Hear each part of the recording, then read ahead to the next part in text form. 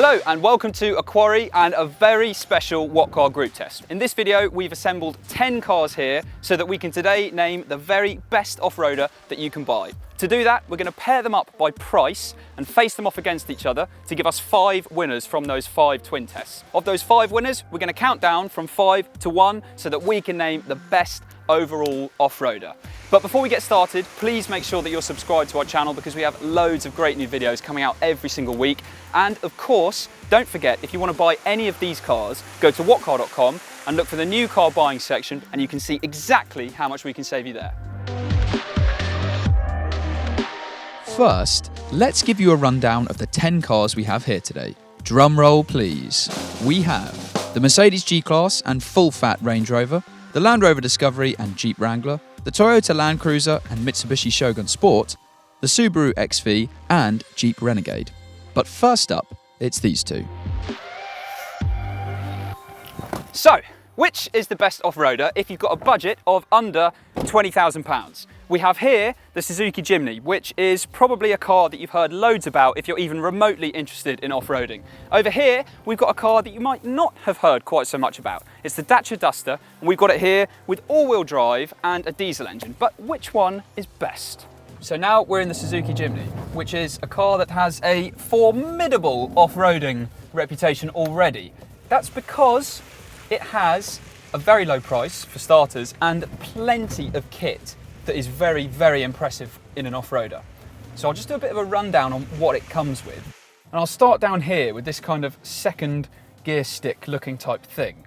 This helps control what wheels are driven in the Suzuki Jimny. So it has 2-wheel drive, and it also has 4-wheel drive, and it's also got 4-wheel drive with a low ratio gearbox. That essentially gives you an extra set of gears for much lower speeds than the normal ones, allowing greater control off-road without having to burn your clutch out. You would use it when you need extra torque. So when you have a really steep incline coming up, or if you're really stuck in the mud and you just need loads and loads of pulling power, you'd put it in low ratio and then try and use it like this. So we've got a hill in front of us here. I've stuck it in 4-wheel drive, low ratio, and I'm just going to illustrate how simple it is. And you can hear the engine working nice and hard. It's only in first gear. We're going at about 2 miles an hour. And there we go, no drama at all. So that's a really useful thing to have. And also another massively impressive thing about the Jimny is the level of articulation in its axles and wheels. And generally, the flex that's available in this car is incredible. So it means when you're going over massive rocks or awkward lumps and bumps in the road, the Jimny can kind of contort itself into these ridiculous shapes that just mean it's really easy to get over that stuff.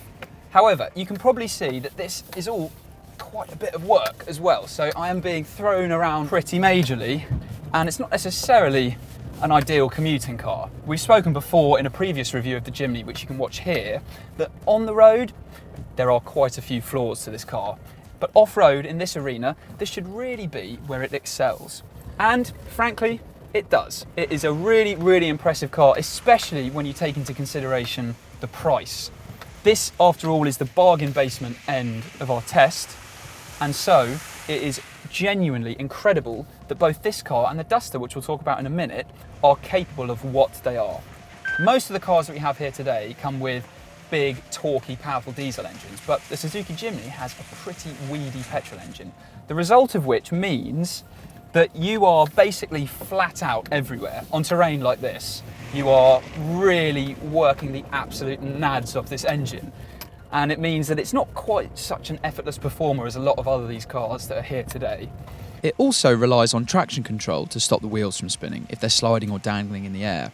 That is, rather than having a locking differential, so you don't have them to boost traction. We'll see some locking differentials on more of the expensive cars here. But that isn't the only impressive off-road kit that the Suzuki Jimny comes with, because it also gets hill descent control. So hill descent control is a system that enables a car to go down very steep inclines in a controlled speed. So you turn hill descent control on, approach a hill, lift off the pedals completely, and the car will go down and it will just grab at the brakes on the wheels that require it to make sure it has a really controlled, steady, smooth descent down the hill. So the Suzuki Jimny gets this, and we're going to try it out now. So I'm going up the hill, in first, low ratio. I've taken all my feet off the pedals, obviously keeping them there just in case I need it. It's flashing to show me that it's working, and it is going down this hill very easily, very smoothly. And then when you're at the bottom, you can just carry on as normal. The Duster also gets hill descent control, and it's capable of an astonishing amount. A rotary dial between the front seats allows you to switch from front-wheel drive to on-demand four-wheel drive in the Duster, with power being sent to the rear wheels only when slip is detected at the front. Turn the dial one more click and power is distributed evenly front to rear. The Duster may not seem quite so suited to the rough stuff because it can't approach or depart from such a steep angle without scuffing its bumpers, and it's more likely to get beached on a sharp peak, but it's still surprisingly capable. Another great thing about the Jimny are just the dimensions of the thing. So obviously it's a small car, which in an off-road place like this, with the dimensions that it has, nice boxy, small, really short overhang at the front of the car and at the rear as well. It just means that it's pretty much feels invincible going up stuff, and almost like it'll bounce off everything and fit through any kind of gap that you can see. When push comes to shove, the Jimny is more effective over extreme off-road terrain. That's mainly thanks to its far more flexible suspension. But take nothing away from that Duster, because it's got a really torquey diesel engine, it's got hill descent control, it's a very impressive car, plus you get the whole Duster package with it, which means that it's massive inside, it's comfortable as well, but ultimately the Jimny will just go a little bit further, and that's why it's the winner of this bottom price point. Okay, so next test. If you have a budget between £20,000 and £35,000 and you want an off-roader, you're probably going to be choosing between a Subaru XV and a Jeep Renegade. Now, both these badges have a huge level of cultish off-road heritage, but which is best? The very first thing you notice about the Renegade when you get in it is just how rattly it sounds. This diesel engine is really quite noisy, and you can even see the bonnet shaking on the front of the car as well, so it's a really fairly agricultural feeling thing. And really, the Renegade has a fairly decent all-wheel drive system, and it's been able to get over pretty much everything we could throw at it today. But it just doesn't quite do it with the level of polish and finesse that you'd kind of hope when you're spending this much money on a car, because it is a very, very expensive version of the Renegade.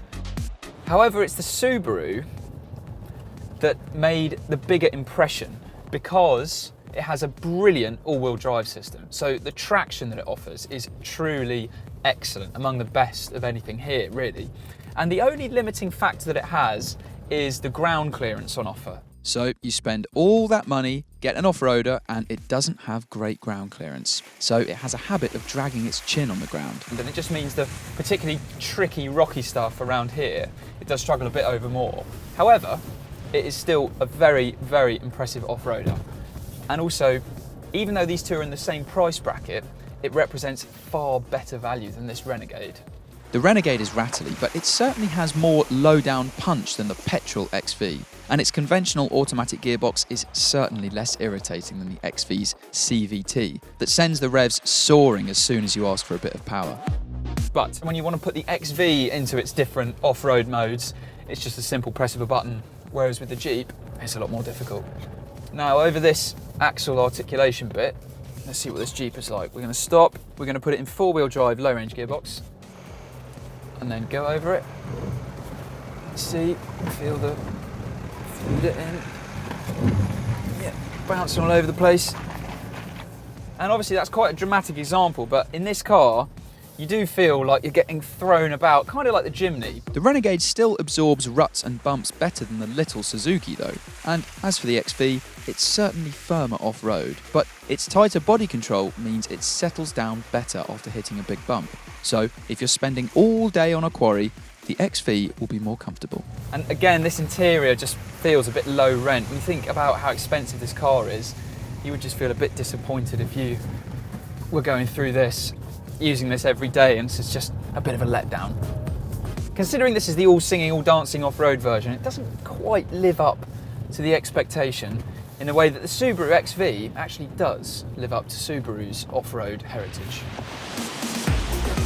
Now, we are with the big boys from here on in. If your budget is between £35,000 and £45,000, then you can choose between a Toyota Land Cruiser and a Mitsubishi-Shogun Sport. Now, the Land Cruiser is a legend in its own right, but we know that Mitsubishi can certainly build an extremely accomplished off-roader. But which one is best? Oh, and if you're wondering where the Shogun Sport's number plate has gone, then we're thinking the same thing. It appears to have sunk in one of the water splashes, but if you see it, let us know. Now, there is a clear step up in ability from the cars that we've just been looking at and the cars we're going to look at now. The Shogun Sport is essentially a pickup underneath. However, it's been morphed into a more road-focused car because we're not dealing with pickups in this test. We are excluding them completely. And the Shogun Sport kind of feels like a pickup in some respects. It's really agricultural in how it goes about things. So that's everything from the really rattly old diesel engine that it has to a pretty low rent, cheap feeling interior with nasty hard plastics all over the shop. And I've also never known a car that looks absolutely enormous from the outside, but as soon as you get inside it feels tiny.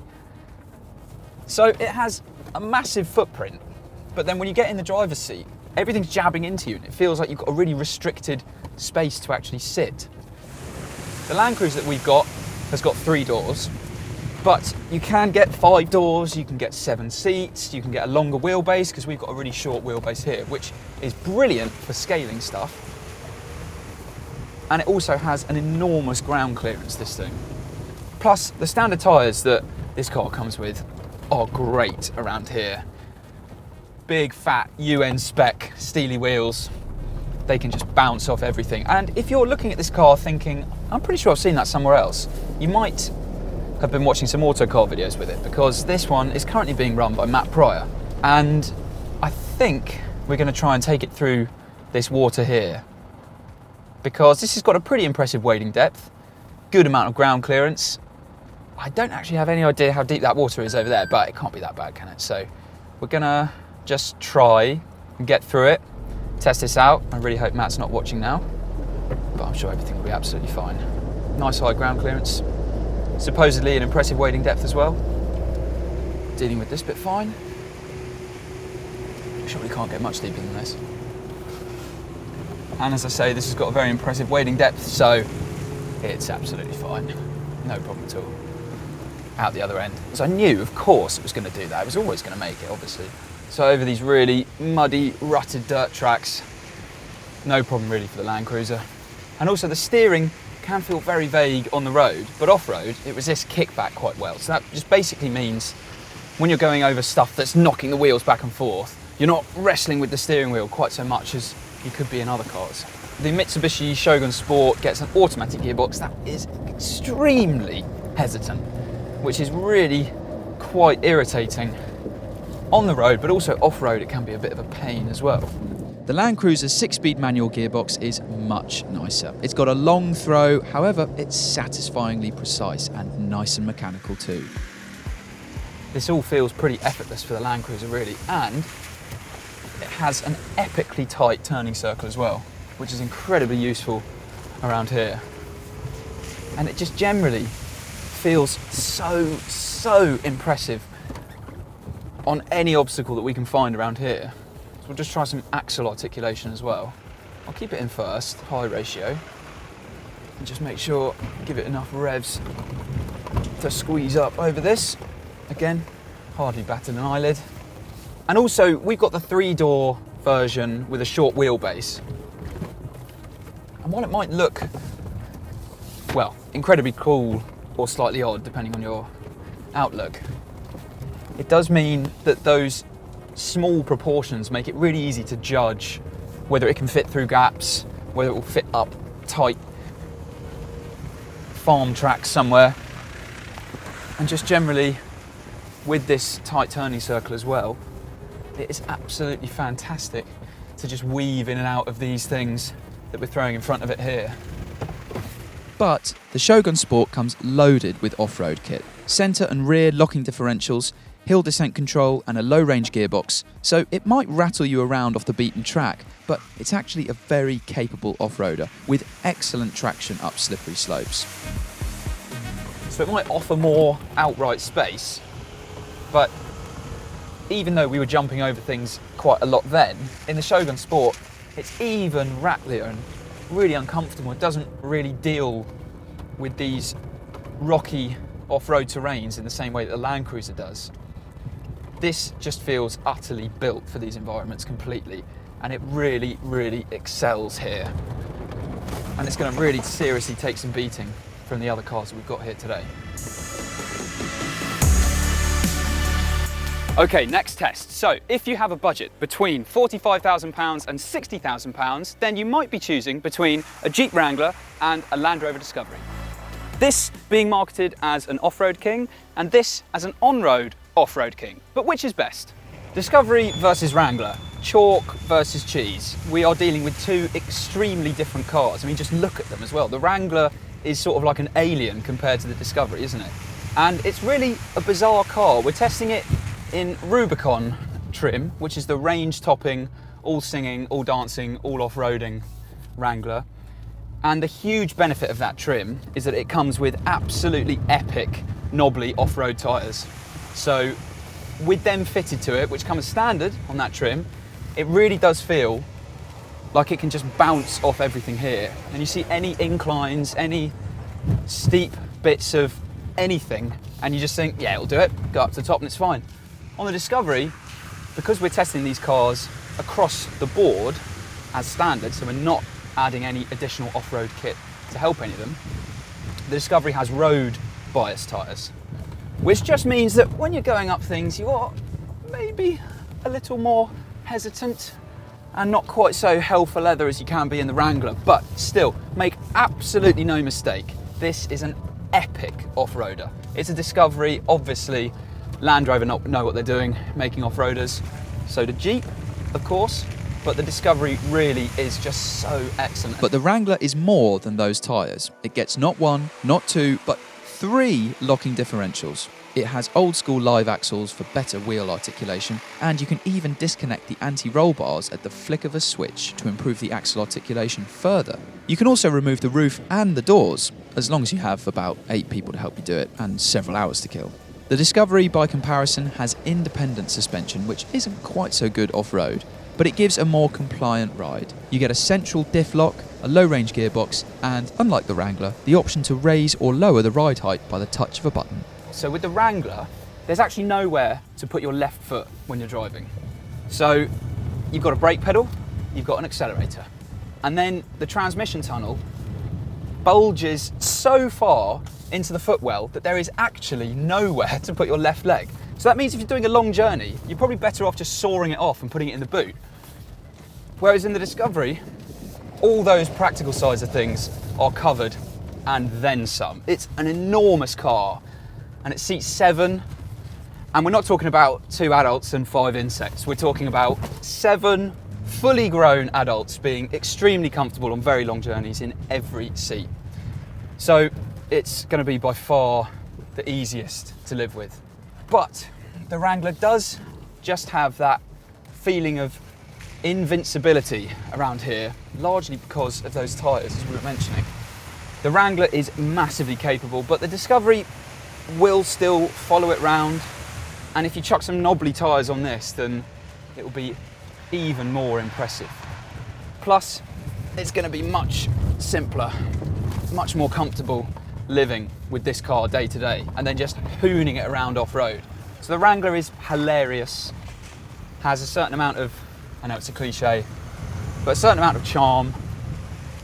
But when you consider everything, in this test, the Discovery is the better car.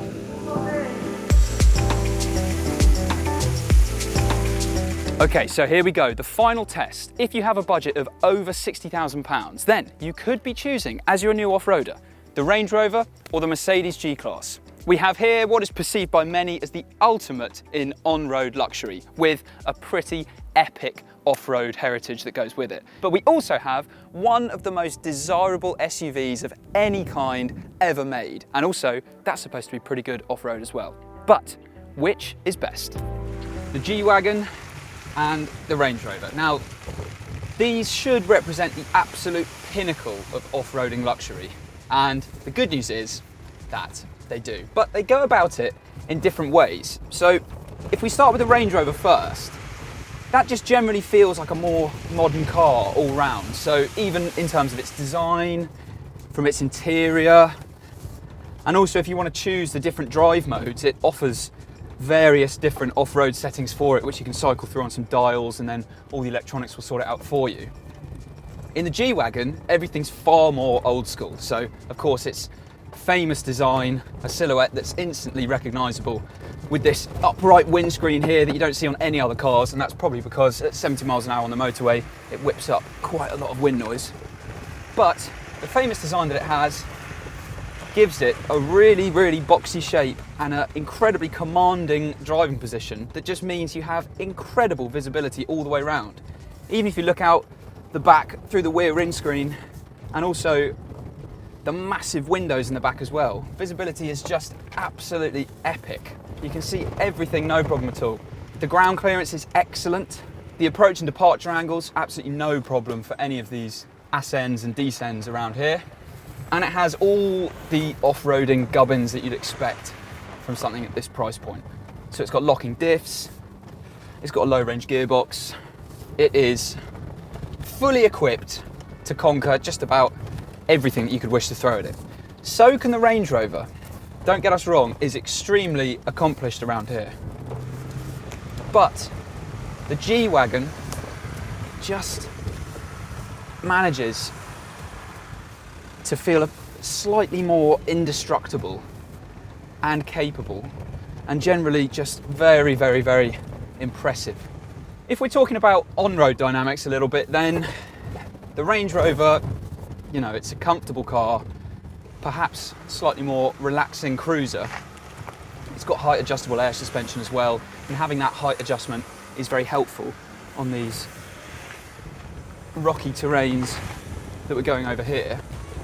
The G-Wagen has, like the Wrangler, 3 diff locks. The Range Rover has just the one centre diff lock. You're more worried about scraping its underbelly. In the G-Wagen, it has bigger profile tyres, so you aren't worried about damaging the tyres quite so much. It also has better articulation, and it is just more effortless to conquer an off-road course than it is in the Range Rover. If you buy either car, they'll certainly look the part on the school run in Chelsea. And you can be safe in the knowledge that you can go absolutely tearing around off-road in them, and they'll both be able to manage just about everything you could possibly wish to throw at them. But the G-Class wins this test. Not only is it ultimately even more impressive off-road than the Range Rover, but it also costs about the same and has a smoother, more refined engine. So its rugged image certainly isn't just for show. So here we have our 5 winners, and what we're going to do now is we're going to put them in order from 5th place to 1st place, and we're also hopefully going to find that number plate. Now, we're aware that not many people looking to spend £100,000 on a G-Class are likely to be cross-shopping against a Suzuki Jimny, but we've got to put these in some kind of order. So, in 5th place, the Subaru XV. Despite being one of the cheapest cars here, the traction its 4-wheel drive system could find in seriously slippy conditions really impressed us. However, its limited ground clearance and tendency to bury its chin into the ground means seriously churned up tracks are off limits. There's no doubt the Jimny is remarkably capable, coping easily with offset lumps and dips and scrabbling up difficult inclines. The trade-off is a rough ride, and you have to thrash it to get the best out of it. Plus, without any form of diff locks, you need to be prepared for plenty of wheel spin before the electronics can do their thing and help you out of trouble. The G-Class is the most capable off-road of our top 3. With all diff locks engaged, even ridiculously difficult inclines can seem no more difficult than bumping up the curb outside your local corner shop. But there's no getting away from its hefty price and running costs. Neither the Discovery nor the Land Cruiser proved quite as effortless as the G-Class over rough terrain, but both were still able to go everywhere the German 4x4 went, and for a lot less money. Of the two, the Discovery has the better engine, with a smoother V6 diesel, and it has more off-road assistance while being more civilised on the road. But does this matter? Not in this test. In fact, the Land Cruiser's simplicity is rather refreshing. The low-range gearbox gives you control over steep descents, while it has plenty of ground clearance for most obstacles. Go for the top trims, and it's true, the Land Cruiser's advantage is eroded. But At less than £35,000 in this utility trim, it's barely any more expensive than the far less capable Renegade.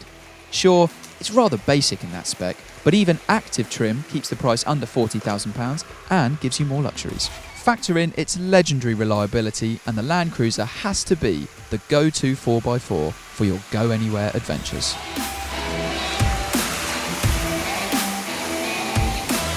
If you want to buy any of the cars that you've seen in this video, then go to whatcar.com and head to the new car buying section, because there you can find out exactly how much we can save you on all of them. And it really does only take 60 seconds to find out. But before you do that, make sure that you're subscribed to our YouTube channel, because we have loads of great new videos coming out every single week. And if you've enjoyed this one, it would be great if you gave it a like. If you've got any questions at all about the cars that we've tested or how we've tested them, then just leave a comment and we'll get back to you. Is that? No.